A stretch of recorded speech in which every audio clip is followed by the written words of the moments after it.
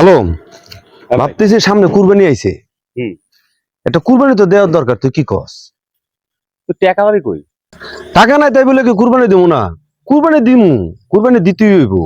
কুরবানি দিবি ভালো কথা, কিন্তু টাকা পয়সা নাই, তুই কেমনে কুরবানিটা দিবি? কুরবানি দিমু, কুরবানি তো আইছে, এখন কুরবানি তো দেওয়া আমাকে দরকার মুসলিম হিসাবে। দরকার। ভাবতেছি কোন জায়গাতে একটা গরু চুরি করবো। হ্যাঁ? কি হ্যাঁ, কস? গরু চুরি করে কুরবানি দিমু বেটা। বন্ধু কি কস? গরু তো চুরি করে কুরবানি দিলে কুরবানি হইতো না। কি কস এটা তুই? আরে বন্ধু, কুরবানি হতো না কিসের জন্য? এই যে দেশের ভিতরে কুরবানি আসলে কত মানুষ যে কুরবানি দেয়, এদের কি সবার কি হালাল টাকা? হারামের টাকাও তো আছে।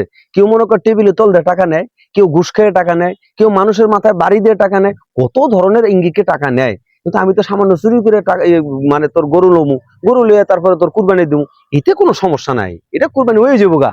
বন্ধু, তোর কথা যুক্তি আছে, সবকিছু ঠিক আছে, কিন্তু কুরবানির সাথে চুরির সাথে তো মিলে না।